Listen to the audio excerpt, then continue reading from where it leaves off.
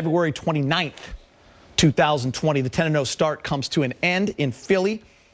Let's go. I had a whole thing planned, but those last 2 minutes kind of changed everything. So let's take a look, James, at that final play, Philly and Tobias Harris. He gets the bucket and Philly wins. Well, a lot of people think Embiid is the guy, and he is. You know, he's the star of that team.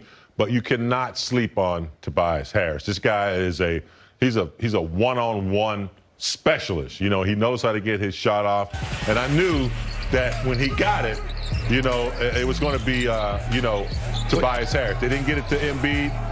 This is what he does for a living. And quite frankly, he carried them in the second half. You know, third quarter, fourth quarter, it was Harris who was getting some good shots. So hats off to Philadelphia. This is probably their biggest game of the year, and they played up to it. Lakers did a great job coming back. Ugly game. You know, Montrezl Harris, no points. Pope, only 3.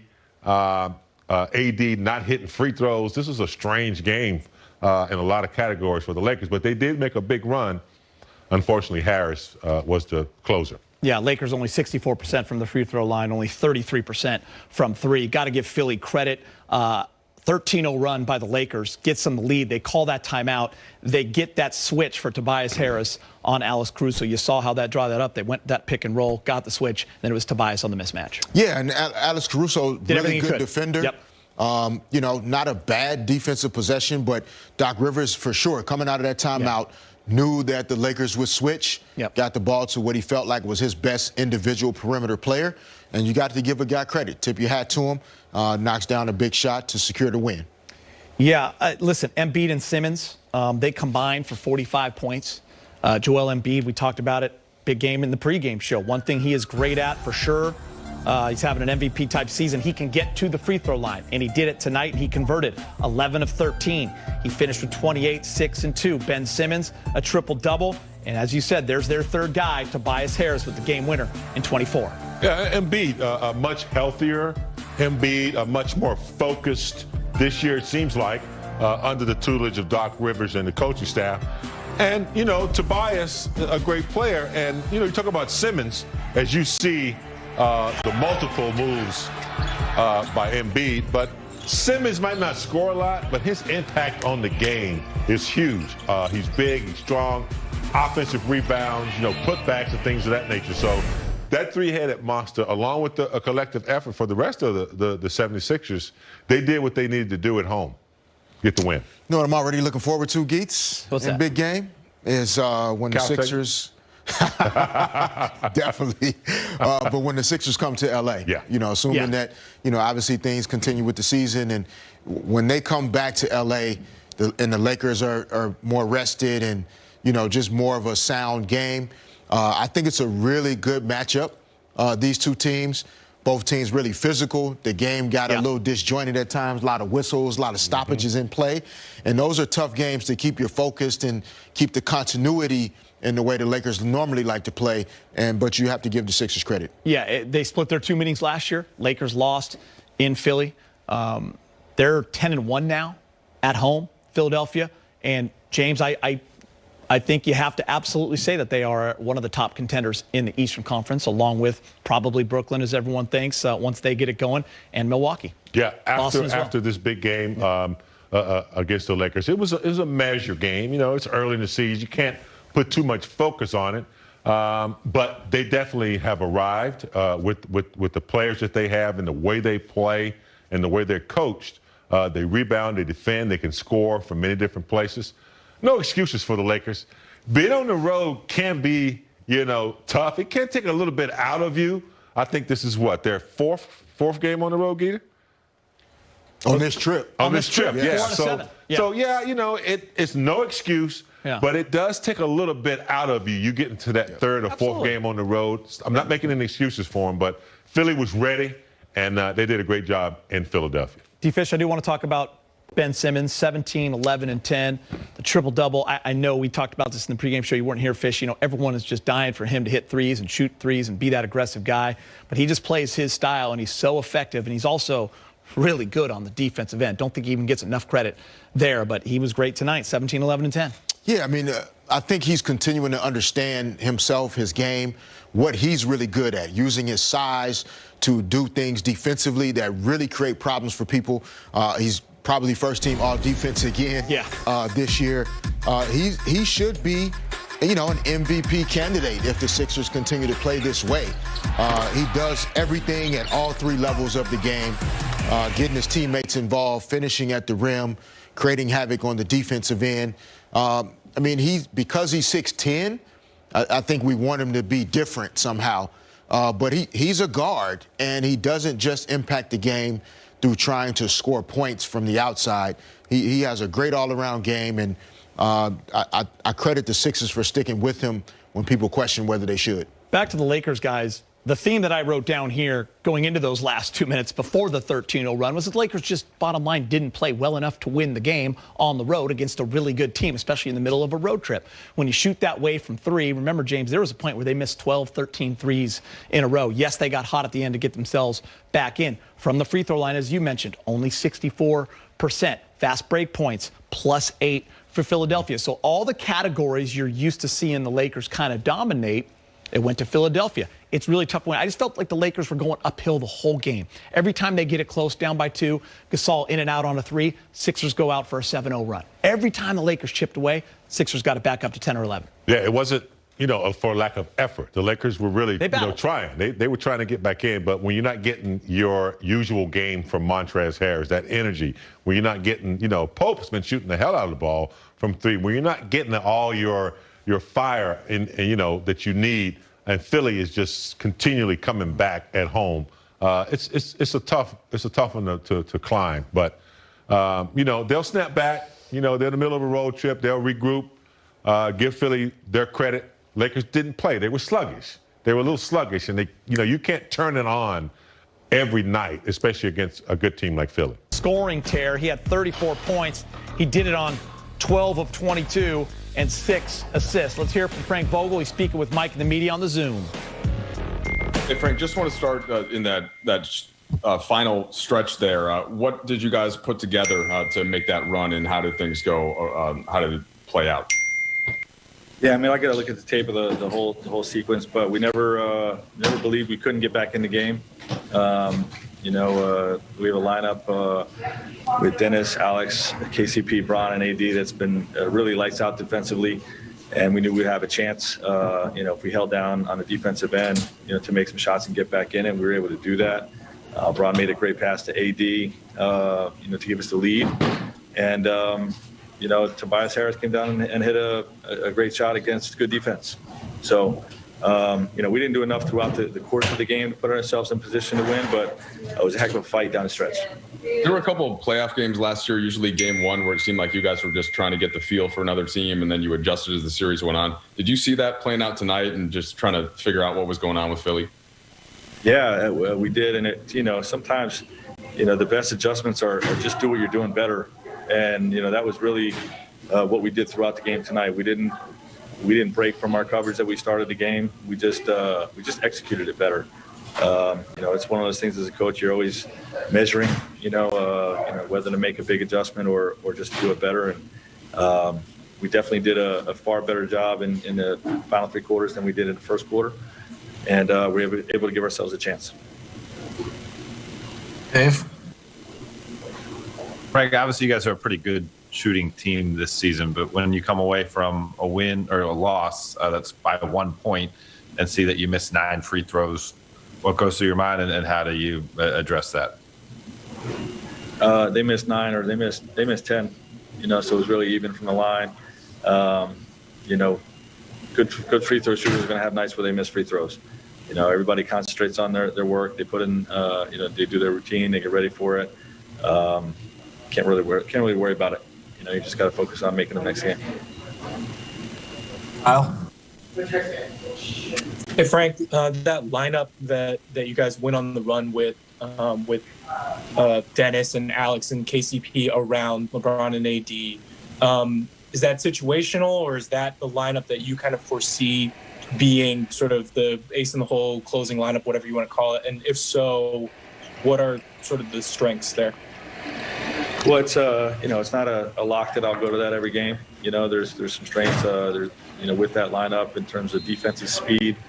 around AD and Bron as defensively as sort of the two bigs and what they can do. But Alex, KCP, and Dennis, obviously elite perimeter speed and containment ability, and they got great space to drive and kick and play that game with AD at the 5. So there's some positives, but it's not something that it will be a lock that I go with that every night. I mean, AD and Bron will be in there. And, we'll see how the rest of the guys are playing and what the matchups look like. A couple more. Dan? Frank, how do you think you guys did against Joel? Better as the game went along. I thought our fouling discipline in the second half was far better than the first half. And, as a result, he didn't shoot as many free throws. So that's where it starts with him. But he's a unique player, and we didn't face him last year. He's got a lot of tricks and it is shifty and is very difficult to defend without fouling. So, obviously, like I said, we didn't do a good enough job in the first half, but it got better as the game went along. Second game of a back-to-back against the Pistons. On to assist of the game, Kyle Kuzma, great no-look pass to LBJ for the Flames. Kuz has had a lot of those plays this year, man. Helpful Honda assists. Nice drop off in the Honda. Early in the game. Not bad. Marc Gasol had 3 assists to go along with 8 points. He's speaking with Brez. Eric, you guys had set a team record by winning 10 road games to start the season. It got away from you guys tonight. What were some of the reasons you saw out there? A couple of breakdowns here and there, defensively, especially transition. When we were getting on the third quarter, we were getting control of the game, and then a couple of breakdowns and gave them, good looks that they made us pay for that.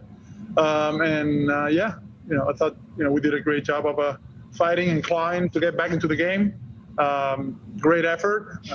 They made a good play at the end. We could have did a little better job as a team to get that stop. But you got to congratulate the other team and move on. You guys had been hitting a lot of threes this season. Had a tough time for the first 3.5 quarters, but then 3 in a row kind of made it close. Was it a case of a little bit too late? No, I mean, they got us back into the game and we actually got ahead. So obviously you wish to make them all and shoot 100%, but that's not how life works. You talk about a player like Joel Embiid, and tonight it was Tobias Harris who really kind of stood up and obviously hit the go-ahead basket. How good is this Sixers team? They know what they're looking for. I think they all the players accepted their roles and want to excel in them. They know what they want to live by offensively and what they want to live by defensively. So and they're comfortable with it. Obviously, they get into the free throw line a lot, and that controls the game in a way. Time for Magic's tweet. That was the most exciting NBA game this season. Tobias Harris hit the game-winning shot for the Sixers and finished with 24 points. MVP candidate Embiid at 28. I wouldn't be surprised if these two teams were in the NBA Finals. It is now time for Fish's Focus. What are you focusing on tonight, Fish? Focusing on Joel Embiid and defending him. Yep. The way that he plays, the way he creates contact. Gets to the line. Gets to the free throw line. It disrupts the rhythm and the flow of the game, right? So a lot of whistles. Yeah, a lot of whistles, a lot of stoppages. Simple cross-screen action here. Look at him creating contact, getting his arms into Mark, trying to post up as low as possible. Ball moves. Mark does a good job forcing him to catch it in the mid-post. But you see this back foot here, Geets? That allows him to set up going to the middle. The jab to the middle is what gets Mark going there. Steps off. Nice baseline jumper, nice and smooth there. Again, cross screen, creating contact. You teach bigs to stop as early as possible in the lane so that they can catch it deep, and then worst case, they end up catching on a block again. Foot is back. That means I can set you up to the middle, fakes to the middle again, moves Mark just slightly that way, comes back left, contact, and one, foul. So really keeping them out of the middle is what the Lakers needed to start trying to find a way to do. Trez here, again, his foot is back. That means he can go to the middle. He gets middle, which causes problems, but Trez does a good job still staying with it. Doesn't get the foul, but gets the ball. Lakers out into transition. Now, look here. His foot is more up. Now you have a crowd. Guys can get into the ball, force him to have to get off of it. AD doing a good job. Here, this is Bron's coverage. Can't leave him at the rim. Alex can take that pass if it comes out. Bron stays with the shooter a little too long, leaves Simmons at the basket, and gets the finish. So Embiid's ability to create contact, score himself, good spacing offensively, which Doc Rivers teams are always really, really good at, and good passing. So this Sixers team is serious. They're real, and they're going to be a real contender to have a run at the title. Great breakdown, Fish. James, I'll get your thoughts in a little bit. Game high, 34 points for LeBron. He scored 80 over his last 2 games. He's speaking with Mike in the media. Hey, LeBron, what you see is the primary reason that Philly was able to build the double-digit leads sort of, once a quarter almost that you guys had to kind of dig your way out of? It was a game of rust for them. The first quarter was we put them to the free throw line way too much. I believe they had 12 free throw attempts at the end of the first quarter, something like that. And B probably may have like 8 of those. And it allowed them to get their defense set, neutralized us being able to get stops to get out on the break. So we had to do a better job of that. But I thought, listen, besides that, we held them to 21 points in the second, 26 and 26. And, and gave ourselves an opportunity to win at the end. And it didn't go our way, but I loved our fight. But you got to do a better job with keeping our hands out of the cookie jar, especially with a guy like Embiid who has, Harden-like, magic as far as the swipe moves and things of that nature. Up until that final run there, the shots weren't going down. That's happened a couple times on this trip. Have you seen anything different, or is it sort of make-miss in the way that you guys are getting shots and then converting from the perimeter? I think we got some great looks. We play the same way every game. It's not like we change our approach, and our shooters kind of struggle tonight, obviously. We need, to open up the perimeter a lot more, but we got some great shots. Didn't make. Well, hey, LeBron, that closing lineup you guys had tonight, a lot of teams, even dating back to last postseason, has struggled when you and AD are with 3 other perimeter players. Do you feel like that lineup they had tonight is a little bit of a ace in the hole that you guys have to really match up well with anybody? Well, it's always good to know that you can go down the stretch and go to AD at the 5 and me at kind of like that point forward, and then surround us with guards and shooters and defenders if need be. We have a lot of minutes as far as with AD at the 5 and me kind of playing the 4 on defense and playing the point on the offensive end. So it was a good lineup for us, and then also having KCP out there with AC and Dennis, it just gives us a lot of dimension, both offensively and defensively. Dan. All right. Sorry about that. LeBron, AD was under 20 points again tonight. What do you think of his offensive rhythm right now? And are there things that you guys can do to try to get him going a little bit more, or is this just him working his way into the season still? You said AD? Yeah, Anthony. No, I thought, he missed some shots that he's accustomed to making, and I think AD is in a pretty good rhythm right now, and I think every game is, getting better and better for him. But, it's our job to get him the ball. It's our job to get him the ball, and I thought we did a great job at times. At times we did not. So we got to be better as well with that. Dave. Ron, a couple of years back, we were in Philly, and you were talking about the Sixers squad and the expectations placed upon them, and you said everybody wants instant oatmeal, but it takes some time for these things to come together. How do you view them now, the number 1 team in the East, and they just played you guys down to the wire? I think it's a really good team that they put together. I give a lot of credit to Ellen Brand and the things that they're doing here. Obviously Doc is always one, pretty much wherever he's been. And you got to play some really good basketball. So, we see as the season goes on, there's going to be a lot of teams in the Eastern Conference that's going to play championship basketball down the stretch. I know they believe that they're one of those teams. 2 more, Bill. Hey, LeBron. That run that you guys had in the fourth, started with a couple of buckets from Alex, and then he has steal in there also. I'm just wondering, how have his contributions maybe evolved, or what is what is different about the way he's contributing to this group this year, and just how much better is he than he was a year ago? I mean, AC is whatever we need. AC is kind of a Swiss Army knife, to be honest. If you need scissors, you need a wine opener, you need a fingernail clipper, if you need a knife, he's all of that in one. He can do it all. I mean, he just helps our ball club in so many different ways. He can bring the ball up, play the point. He can play off the ball. I mean, he's shooting, dead eye from the three this year, and he defends at a high level, and he doesn't make many mistakes. So, you always can live with that. You can live with a guy on the floor like that and just plays championship basketball. So you make him open your wine for you? No, I open my own wine. I'm going to be honest. I would not let him open my wine, and that's no disrespect to him. But when it comes to my wine, I trust myself. Sierra?